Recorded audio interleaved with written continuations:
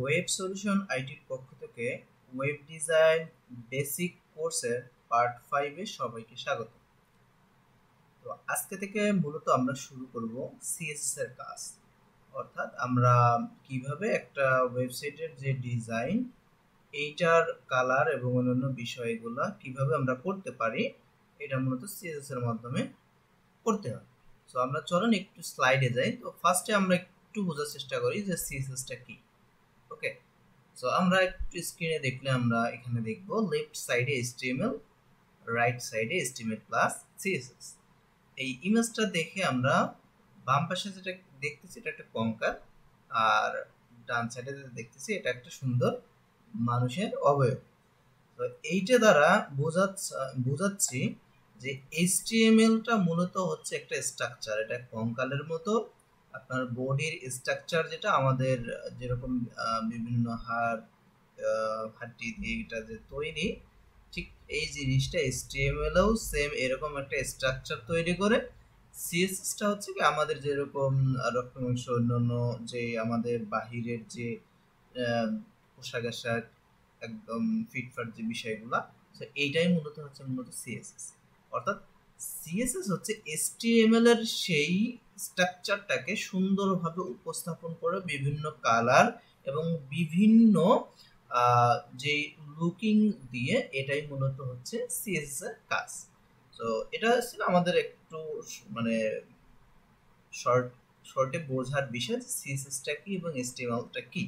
HTML-টা হচ্ছে একটা স্ট্রাকচার কঙ্কালের মতো এটা, আর CSS-টা হচ্ছে আমাদের অবয়ব পুরা যে লুকিং যে বাহিরের যে আউটফিটটা। সো এটাই হচ্ছে মূলত CSS। তো চলুন আমরা মূল আলোচনা কোর্সে ঢুকি। তো এইখানে আমরা কয়েকটা বিষয় নিয়ে কথা বলে আমরা কাজ শুরু করি। সো ফার্স্টে হচ্ছে CSS কি। CSS এটা একটা শর্ট ফর্ম, এটার ফুল ফর্ম হচ্ছে ক্যাসকেড স্টাইল শিট। ওকে, ক্যাসকেড স্টাইল শিট অর্থাৎ HTML-টাকে বিভিন্ন স্টাইলে আমরা যে ডিজাইন করি, কালার দেই, অন্যান্য বিষয়ে যে মার্জিন পেডিং, এগুলো সমন্বয়ে একটা ওয়েবসাইট যে পরিপূর্ণ করে তুলি, এটাই মূলত হচ্ছে ক্যাসকেড স্টাইল শিট অথবা CSS। তো এই CSS কিন্তু কয়েকভাবে লেখা যায়, যেটা CSS এর প্রকারভেদ বলা হয়। তো CSS মূলত হচ্ছে তিন প্রকারের। একটা হচ্ছে ইন্টারনাল মানে আমরা বুঝতেছি এটা ভিতরের যে CSS এটা ইন্টারনাল। একটা হচ্ছে এক্সটার্নাল CSS, যেটা আমরা এখানে দেখতেছি। এক্সটার্নাল CSS-টা কি, অর্থাৎ বাহিরে একটা স্টাইল ফাইল তৈরি করে, আমরা যেরকম HTML এর জন্য কি করছি, index.html এভাবে তৈরি করছি। অনুরূপভাবে CSS এরও বাহিরে লেখা যায়। CSS এর নিজস্ব একটা প্যাটার্ন, একটা ফরম্যাট আছে, একটা এক্সটেনশন এটারও আছে, যেটাকে বলতেছি আমরা style.css। স্টাইল এটা হচ্ছে নেম, .css টা হচ্ছে এক্সটেনশন।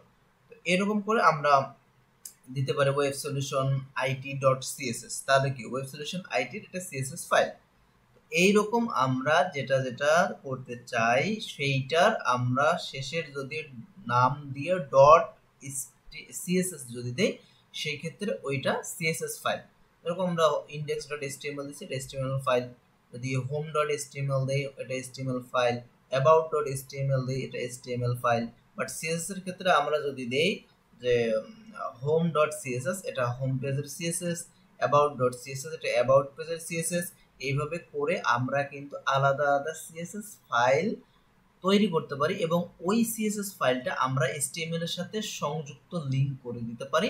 এই লিংক করে যে দিচ্ছি আমরা, এটা যেহেতু বাহিরের একটা ফাইল লিংক করে দিচ্ছি, সো বাহিরের ফাইলটাকে লিংক করে দেওয়ার প্রসেসটাই হচ্ছে এক্সটার্নাল CSS।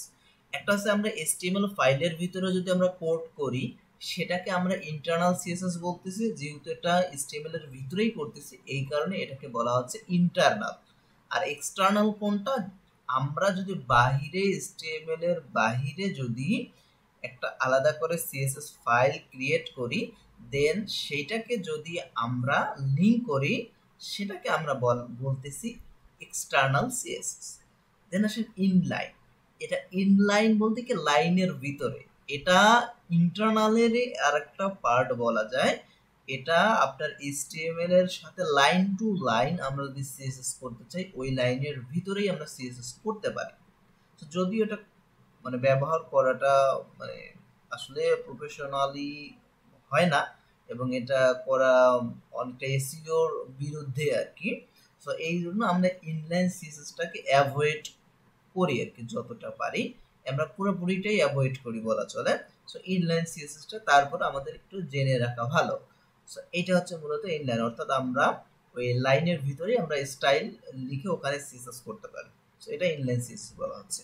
দেন তারপরে আমরা মেজর দুইটা বিষয়, ক্লাস এবং আইডি, আমরা যে এই সিএসএস গুলো পড়বো, ইন্টারনাল বলেন অথবা এক্সটার্নাল বলেন, এই দুইটা সিএসএস যে পড়বো, এই দুইটা সিএসএস কে আসলে মেনশন করতে হয়।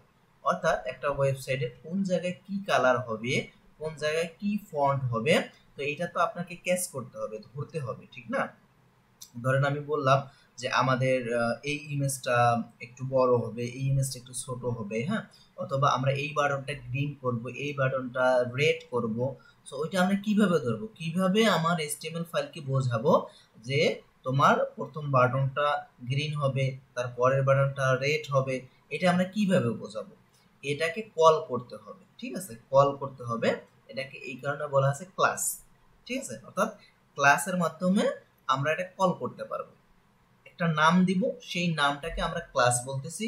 তো ক্লাস যদি আমরা ব্যবহার করি সেক্ষেত্রে সিএসএস আমরা ডট ব্যবহার করে স্টার্ট করি, আর আইডিটা হচ্ছে ইউনিক, হ্যাঁ, আইডি আমরা একটাই ব্যবহার, মানে একটা লাইনের মধ্যে, একটা ডিভের মধ্যে আমরা একটা আইডি ব্যবহার করতে পারি। আইডিটা দিলে হ্যাশ ব্যবহার করতে হয়।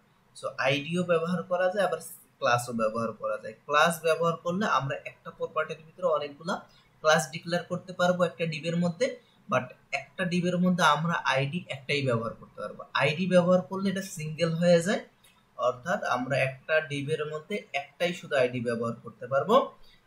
তারপরের গুলো যদি আমরা মানে চাই, তারপরের গুলো তো আবার আইডি ডিক্লেয়ার করতে পারবো, বাট একটা লাইনের মধ্যে আমরা একটা আইডি ব্যবহার করতে পারবো এইচটিএমএল এর। আর ক্লাসটা হচ্ছে একটা ডিভের মধ্যে আমরা একাধিক ক্লাস আমরা ব্যবহার করতে পারবো। তো সেই ক্ষেত্রে আমরা ক্লাসটা বেশিরভাগ ব্যবহার করে থাকি, আইডিটা সচরাচর কম ব্যবহার করা হয়।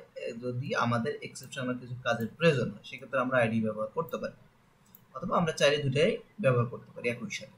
তো চলুন আমরা এই বিষয়গুলো, যেহেতু আমরা এগুলো থিওরিক্যাল বিষয়ে আমরা কথা বললাম, এখন আমরা ইন্টারনাল সিএসএস থেকে শুরু করবো। আজকে ইন্টারনাল সিএসএস দিয়ে দেখবো, এবং internal CSS plus class and ID, এই দুইটা দিয়ে আমরা কিভাবে একটা সিএসএস করতে পারি, আমরা এই জিনিসটাই দেখবো।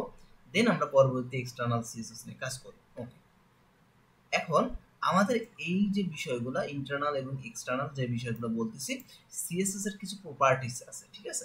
আমরা প্রপার্টিস এর এইচটিএমএল যেরকম ট্যাগ আছে, সিএসএস এর এরকম কিছু প্রপার্টি আছে।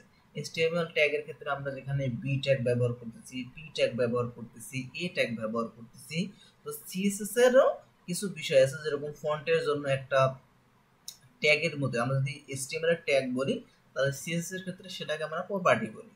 সো প্রপার্টিটা হচ্ছে আমরা ধরেন ফন্ট সাইজ বাড়াবো, এটা একটা প্রপার্টি, বর্ডার দেব, এটা একটা প্রপার্টি, আমরা হাইট উইডথ দেব, এটা একটা প্রপার্টি, কালার দেব, এটা একটা প্রপার্টি। তো এইরকম অনেকগুলো প্রপার্টি আছে যেগুলো এইচটিএমএল ট্যাগের মতোই আমাদের মুখস্থ করতে হবে। সো আমরা এটার একটা পিডিএফ ফাইল আপনাদেরকে দিয়ে দেব। এই পিডিএফ ফাইলে মোটামুটি আমাদের যা যা কাজ করতে লাগবে সেই বিষয়গুলো এখানে বলে দেওয়া আছে। সো আমরা এইটা একদম 100% মুখস্থ করে ফেলবো, ঠিক আছে। এই জিনিসগুলো আপনাকে মুখস্থ করতে হবে, যেরকম colour, background, font size, just এটার সাথে এটার কি কাজ, এই জিনিসটা আপনাকে মুখস্থ করতে হবে। আপনার বাংলা যে হুবহু মুখস্থ করতে হবে এরকম না। কালার, কালার দিয়ে কি একটা জিনিসের কালার করা হয়, ঠিক আছে। ব্যাকগ্রাউন্ড, ব্যাকগ্রাউন্ড কি আমরা বুঝতেছি একটা জিনিসের পুরা নিচের যে পার্টে ব্যাকগ্রাউন্ডটা থাকে, এই ব্যাকগ্রাউন্ড কালার করা হয়। ফন্ট সাইজ, এটা দিয়ে ফন্টের সাইজ নির্ধারণ করা হয়। আপনি এইভাবেও মনে রাখতে পারেন, কোনো সমস্যা নেই, বাট এই জিনিসগুলো আপনাকে মুখস্থ রাখতেই হবে। ওকে, সো এই জিনিসগুলো আমরা ব্যবহার করে কাজ করব, কোনো সমস্যা নেই। তো আমরা চলেন প্র্যাকটিক্যালি কাজ শুরু করি। তো আমরা তাহলে কি করব, আগে যেহেতু HTML এর সাথে CSS কাজ করে, তার মানে কি আমাদের আগে HTML ক্রিয়েট করতে হবে, দেন এটার সাথে CSS দিয়ে আমাদের কাজ করতে হবে। ওকে, আমরা এখন এখানে পার্ট 5 নিয়ে কাজ করি। এটার ভিতরে আমরা index.html ক্রিয়েট করি, index.html, অর্থাৎ আগে HTML ফাইল ক্রিয়েট করতে হবে, ওই ফাইলটার মধ্যেই কিন্তু CSS এর কাজ করতে হবে। ওকে, আমরা এবার সাবলাইম টেক্সট ওপেন করি। সাবলাইম টেক্সটে আমাদের ক্লাস 5 এর ওকে এটা অন করে নিই। আমরা HTML5 এর একটা ভার্সন নেব। ওকে আমি একটু শর্টকাটে নিয়ে যাচ্ছি এটা, যেহেতু আমরা অলরেডি এই স্ট্রাকচারটা জানি সবাই, তো এই কারণে আমি এটা শর্টকাটে নিলাম। ওকে এখানে যে ল্যাঙ্গুয়েজ নামে ইএন অটোমেটিক্যালি ল্যাঙ্গুয়েজ যদিও বা ইংলিশ থাকে, তারপর আমরা এটা দিতে পারি, বাট সমস্যা নেই, আমরা এটা ক্লাস 5 এ আছি না। ওকে আমরা এইটাকে এবার কি করব, আমাদের HTML ফাইলটাকে ওপেন করে নেব ব্রাউজারে। HTML আমাদের পার্ট 5 ফাইন। এখন আসেন আমরা বলতেছি ইন্টারনাল সিএসএস কোড। সিএসএস এর আগে আমরা কি বিষয়ে কথা বলতেছি, আমরা কথা বলতেছি যে আমরা কিভাবে এটাকে কল করতে পারি ইন্টারনাল সিএসএস এর মাধ্যমে। যেহেতু এটা ইন্টারনাল সিএসএস, আমাদের এই ইন্টারনাল সিএসএসটা হেডের মধ্যে হবে, ঠিক আছে, হেডের মধ্যে আমাদের এখানে ডিক্লেয়ার করতে হবে। হেডের মধ্যে কিভাবে, হেডের মধ্যে আমরা চেষ্টা করব হেড যেখানে শেষ হয়েছে তার উপরে কল করার জন্য, কারণ আমাদের এখানে আরো কিছু মানে লিংক থাকতে পারে। তো ওই লিংকের নিচে আমরা একদম শেষের দিকে হেডের উপরে আমরা কি করব, স্টাইল নামে একটা এটা ট্যাগ বলতে পারেন আপনারা, কোনো সমস্যা নেই। স্টাইল, এই স্টাইলের ভিতরে আমাদের যতগুলো জিনিস এখানে কালার করার আমরা সেটা কালার করব। কিরকম আমরা একটু দেখি। ধরেন আমরা একটা h1 ট্যাগ নিলাম, ঠিক আছে, h1 ট্যাগ নিলাম, দিস ইজ h1 ট্যাগ। ওকে এখন আসেন আমরা এটাকে ব্রাউজারে রান করি, তো রিলোড দিলাম, দিস ইজ h1 ট্যাগ। এখন ধরেন আমরা আমরা কিন্তু এইটা আমাদের যেই পিডিএফ গুলো আছে, পিডিএফ এর মধ্যে আমরা যে যে বিষয়গুলো আছে এই বিষয়গুলো কিন্তু আমরা আসবো, ঠিক আছে। তো আসেন আমরা এবার এই বিষয়গুলো আমরা প্র্যাকটিক্যালি আমরা দেখি একটু। তো আজকে মূলত আমরা মানে কিভাবে ক্লাস ব্যবহার করে ডিজাইনটা আমরা করতে পারি এটা দেখব, এবং প্লাস আমরা কিভাবে এক্সটার্নালি লিংক করতে পারবো। আমরা ইন্টারনালি আজকে দেখব, পরে আমরা এক্সটার্নালি কিভাবে লিংক করতে হয় আমরা সেটা দেখব, সমস্যা নেই। তো চলুন আমরা কালার দিয়ে টেস্ট করি আগে। ওকে তো কালার আমরা চাচ্ছি এই h1 যেটা আছে এটাকে কালার করতে। সো আমরা এই জায়গাতে গিয়ে যদি আমরা বলি এই যে স্টাইলের ভিতরে কিন্তু লিখতে হবে, বারবার আমি বলতেছি স্টাইলের ভিতরে কিন্তু লিখতে হবে। স্টাইলের ভিতরে কাকে আমরা কালার করতে চাচ্ছি, এখানে আমরা ধরেন আমরা আরো h2 নিলাম, h2 নিলাম, h2 h2 এবং h3 নিলাম, h3 তিনটা নিলাম আমরা, h1 h2 h3 তিনটা আমরা হেডিং ট্যাগ নিলাম। এই হেডিং ট্যাগের মধ্যে আমরা চাচ্ছি আমাদের h1টা রেড হবে, হ্যাঁ কালারটা হবে রেড। তাহলে কি করতে হবে, স্টাইলের ভিতরে এখানে h1 বলে দিতে হবে, ঠিক আছে, h1 আগে বলতে হবে, বলার পর এখানে সেকেন্ড ব্র্যাকেট দিতে হবে। ওকে সেকেন্ড ব্র্যাকেট দেওয়ার পর এখানে বলে দিতে হবে কি, আমরা যেহেতু কালার প্রপার্টি নিয়ে কথা বলতেছি, কালার তারপরে কোলন। আচ্ছা এখানে কোলন দিতে হবে শুরু, ঠিক আছে, এখানে কিন্তু সেমিকোলন না, সেমিকোলন অথবা কমা অথবা ডট এটা না, কিন্তু এটাকে কোলন দিতে হবে, ঠিক আছে, দুটো স্টু যেটা বলা হচ্ছে। তো এখানে কালার আমরা কি দেবো, রেড, ঠিক আছে। আমরা যে কালারের নাম বলে দিই সেটাও হবে, কালার অনেক ফরম্যাটে ব্যবহার করা হয়, যেরকম হেক্সা কোড, তারপরে RGB, এরকম অনেকগুলা কোডে ব্যবহার করা যায়। তো আমরা আপাতত আমরা কি করব, এটা আমরা কালারের নাম ডিরেক্ট ধরে পড়বো, কোনো সমস্যা নেই। তো এখন আমরা যদি এখানে রিফ্রেশ দিই, দেখেন এটা কালার হয়ে গেছে না h1 ট্যাগটা। আমরা যদি এবার কি করি, h3 কে যদি গ্রিন করতে চাই তাহলে কি করব, সুন্দর আমরা যেখানে h1 শেষ হয়েছে, হ্যাঁ, অথবা যে কোনো জায়গায় আমরা ওইটার ভিতরে আর লিখবো না, কিন্তু আমরা আবার h1 এর ভিতরে কিন্তু ডিক্লেয়ার করলে হবে না, ঠিক আছে। এই সেকেন্ড ব্র্যাকেটের বাইরে একটা ক্লাসের অথবা একটা ট্যাগের যে সিএসএস এর কাজ আছে সেটা নিচে আবার করতে হবে, তা না হলে কিন্তু পাবে না।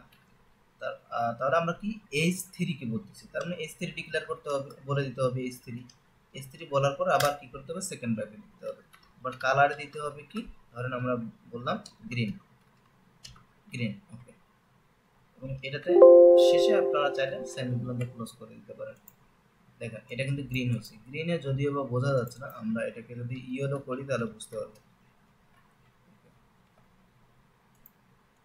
ইয়েলো, এগুলো অনেক বোঝা যাচ্ছে না, কিন্তু আমরা এমনিতে মার্ক করে বুঝতে পারতেছি কিন্তু ইয়েলো, ঠিক আছে। তার মানে আমরা কিন্তু এইভাবে একটা প্রপার্টিকে ধরতে পারি, একটা ট্যাগকে ধরে সেটার আমরা কালার করতে পারি, ঠিক আছে। তো এইটা গেল। এখন বিষয় আছে এখানে, বিষয়টা হচ্ছে এই H1 H2 H3, ঠিক আছে। অথবা আমরা এখানে যদি পি দেই, হ্যাঁ পি যদি দেই, পির ক্ষেত্রে আমরা ধরেন আমরা এখানে বললাম দিস ইজ প্যারাগ্রাফ 1, ঠিক আছে, প্যারাগ্রাফ 1। প্যারাগ্রাফ 1 আমরা এখানে দিলাম, আর একটা নিলাম আমরা, হ্যাঁ এখন ধরলাম আমরা প্যারাগ্রাফ নিলাম এখানে 1। এখন আমরা চাচ্ছি কি, আমরা চাচ্ছি এটাকে আমরা ব্লু করব, ঠিক আছে। তো ব্লু করার জন্য আমরা কি করব, পি নিব আবারও, যেহেতু আমরা প্যারাগ্রাফ ট্যাগটাকে ডিজাইন করতে যাচ্ছি স্টাইলের, এখানে আমরা কি করব, পি নিব। পি নেওয়ার পর আমরা এখানে কালার দিলাম, কালার দেওয়ার পরে আমরা এখানে বললাম ব্লু, ঠিক আছে, ওকে। এখন আমরা রিলোড দিই, এটা কিন্তু ব্লু হয়ে গেছে। এখন মজার ব্যাপার হচ্ছে আমাদের এখানে কিন্তু আরো পি থাকবে, ঠিক আছে, আরো পি থাকবে। আমাদের পুরো প্রজেক্টে কিন্তু অনেকগুলো পি থাকতে পারে, ঠিক না। দিস ইজ প্যারাগ্রাফ 2, ওকে। এখন আমরা যদি এখানে রিলোড দিই, প্যারাগ্রাফ 2 কি, আমি কিন্তু প্যারাগ্রাফের যে 2 নম্বরটায় এখানেও পি ব্যবহার করছি, যার কারণে কি হয়েছে, উপরের পিও আমার ব্লু হয়ে গেছে, নিচের পিও আমার ব্লু হয়ে গেছে। তো এই যে বিষয়টা কনফ্লিক্ট হচ্ছে এখানে কিন্তু, হ্যাঁ। সো এইটা যেহেতু কনফ্লিক্ট হচ্ছে, আমরা আমাদের এই প্রজেক্টের যতগুলো পি নিব সবগুলো পি কালার হয়ে যাবে ব্লু। সো এইটা কি, এইটা মূলত এই জিনিসটা কনফ্লিক্ট যেন না হয়, এটাকে ঠেকানোর জন্যই কিন্তু আমরা ক্লাস অথবা আইডি ব্যবহার করব, ঠিক আছে। ক্লাস অথবা আইডি ব্যবহার করলে হবে কি, প্রত্যেকটা মানে আলাদা আলাদা ডিজাইনের জন্য আমরা আলাদা আলাদা ক্লাস নাম নেব, ঠিক আছে, আলাদা আলাদা ডিজাইনের জন্য আলাদা আলাদা ক্লাস নাম নেব, এবং ওই ক্লাসকে আমরা ট্যাগের পরিবর্তে ব্যবহার করব। কিরকম, ধরেন আমরা এটাকে বলতেছি ক্লাস, ক্লাস কিন্তু এভাবে ক্লাস নাম উল্লেখ করতে হবে, এটা একটা প্রপার্টি, ঠিক আছে। সো এটা যদি অ্যাট্রিবিউটের মতোই কিন্তু এটা কাজ করতেছে ট্যাগের মধ্যে বসে। তো ট্যাগের মধ্যে আমরা ক্লাস লিখব, ঠিক আছে, ক্লাস লিখে এই যে ক্লাসের ইকুয়ালের পরে ডাবল কোটেশনের ভিতরে আমরা এখানে ক্লাসের নাম দেব। ক্লাসের নাম দিলাম, ধরেন আমরা এখানে প্যারা 1, ঠিক আছে, প্যারা 1 অর্থাৎ প্যারাগ্রাফ 1। আর পরে আর একটা ক্লাস নিলাম আমরা, এখন আমরা প্যারাগ্রাফ এই প্যারা 1টা নেই আমরা, ঠিক আছে, প্যারা 1 অথবা আমরা প্যারাগ্রাফ 1 দিই, যেহেতু আমরা কাজ করতেছি একটু ওইভাবেই কাজ করব। আর এক্ষেত্রে আপনারা আন্ডারস্কোরও ব্যবহার করতে পারেন, কোনো সমস্যা নাই, অথবা হাইফেনও ব্যবহার করতে পারেন, যেটা আপনি ব্যবহার করবেন ঠিক ওইটাই কিন্তু হুবহু কপি করতে হবে। আপনি এখানে আন্ডারস্কোর আছে, এখানে কোলন আছে, অথবা মানে যেই হাইফেন আছে এখানে, আমাদের এই হাইফেন দিছি যেহেতু, আমরা কিন্তু স্টাইলের মধ্যে আর চাইলে আন্ডারস্কোর ব্যবহার করতে পারবো না, আমাকে এটাই হুবহু কপি করতে হবে। সুতরাং আমরা যদি আন্ডারস্কোর ব্যবহার করি, আন্ডারস্কোর এখানে প্যারাগ্রাফ 1 দিলাম, এইখানে কি করতে হবে, ক্লাস ব্যবহার করলে ডট দিতে হবে, মাথায় রাখতে হবে এটা, ক্লাস দিলে আমাদের ডট ইউজ করতে হবে। আমরা নর্মালি ট্যাগের ক্ষেত্রে কিন্তু কিছু লাগে না, কিন্তু প্যারাগ্রাফ তো আমার ট্যাগ না, ঠিক না, প্যারাগ্রাফ 1 আমার কি ট্যাগ না। প্যারাগ্রাফ 1 যদি ট্যাগ হইতো আমরা এভাবে শুরু করতে পারতাম, বাট এটা প্যারাগ্রাফ 1 নামে আমাদের কোনো ট্যাগ নাই। এই কারণে আমরা কি করছি, ট্যাগের কনফিগারেশন ঠেকানোর জন্য আমরা এখানে ক্লাস ব্যবহার করছি, আর ক্লাসটা দেওয়ার কারণে আমরা এখানে ডট ব্যবহার করতেছি, ঠিক আছে। সেম বাকি কাজ আমরা যদি এখন এটাকে যদি বলি প্যারাগ্রাফ 1 কালার ব্লু, এই পিটা উঠাই দিতে হবে আমাদেরকে, যেহেতু এটা কনফ্লিক্ট করবে, না হলে প্যারাগ্রাফ 1 ব্লু দিছি আমরা, কিন্তু ভালোভাবে খেয়াল করুন প্যারাগ্রাফ 2 কে কিন্তু ব্লু আর বলিনি। এখন দেখেন সুন্দর, প্যারাগ্রাফ 1 শুধু আমার কি হয়েছে, এখানে ব্লু হয়েছে, আর এটা কিন্তু আমার কি গ্রিন হয়েছে। এখন আমি যদি চাই, হ্যাঁ এখানে প্যারাগ্রাফ 3 নম্বর প্যারাগ্রাফ হবে, এখন আমি যদি চাই যে 2 নম্বর প্যারাগ্রাফটাকে আমি কি করব, অন্য কালার করব, ঠিক আছে, এটাকে আমি হয়তো অরেঞ্জ কালার করব। তো এটা যদি করতে চাই তাহলে কি করতে হবে, আমাকে এটার মধ্যে একটা ক্লাস নিতে হবে, আরেকটা, ঠিক আছে, ক্লাস নিতে হবে। আমরা প্যারাগ্রাফ কি দিলাম, 2 দিলাম, ওকে। এই প্যারাগ্রাফ 2 এবার কি করতে হবে, আমার এখানে এসে যেহেতু ক্লাস নিছি তার মানে ডট দিতে হবে, ডট দেওয়ার পরে আমার এখানে কালার বলতে হবে কালার কি অরেঞ্জ, অরেঞ্জ। ওকে, শেষে সেমিকোলন না দিলেও কোনো সমস্যা নেই। এখন দেখো 2 নাম্বারটা কি হয়েছে, আমার অরেঞ্জ কালার হয়েছে না? এইভাবে কিন্তু আমরা একটার থেকে আর একটা সেপারেশনের জন্য আমরা এই প্যারাগ্রাফটা ব্যবহার করব, মানে ক্লাসটা আমরা ব্যবহার করব। ক্লাস আপনি যে কোনো নাম দিতে পারেন, মাই ক্লাস 1, মাই ক্লাস 2, এরকম করে প্যারাগ্রাফ 1, প্যারাগ্রাফ 2, বাট যেটা আপনারা কাজ করতেছেন একটু প্রফেশনাল নাম দেওয়ার চেষ্টা করুন, মানে যে সেকশনে কাজ করতেছেন ওই সেকশনের কাছাকাছি নাম দিতে চেষ্টা করুন। এখন আইডি আমরা কিভাবে ব্যবহার করব, ঠিক আছে? আমরা আইডি যদি ব্যবহার করতে চাই তাহলে আমরা কি করব, এখানে আমরা এখানে আইডি লিখব, ঠিক আছে? এখানে আইডি 1, আইডি 1 এ আমরা কি লিখলাম, this is example of ID. কারণ আইডি ব্যবহার করলে সেম, দেখেন এটা ক্লাসের মতোই, কিন্তু ক্লাসের জায়গায় শুধু আইডি লেখা হয়েছে, বাদ বাকি বিষয় কিন্তু সেম। এবং এটা ডিজাইনের ক্ষেত্রেও অলমোস্ট ওকে, শুধুমাত্র ডটের জায়গায় হ্যাশ দিতে হবে। যদি আইডি ব্যবহার করি তাহলে হ্যাশ দিতে হবে, হ্যাশ দিয়ে ক্লাসের নাম দিতে হবে, এটা যেহেতু ক্লাস, এটা কিন্তু ক্লাসের নাম, এটা ক্লাসের নাম, আর এটা আইডির নাম, আইডিটার নাম দিতে হবে। এবং এখানে বলে দিতে হবে কালার অথবা যে কোনো কিছু, আমরা কালার এখানে পিঙ্ক বলি, ওকে ব্যাস। এখন আমরা যদি এখানে রিলোড দেই, যে পিঙ্ক কালার হয়ে গেছে এটা আইডিটা, ঠিক আছে?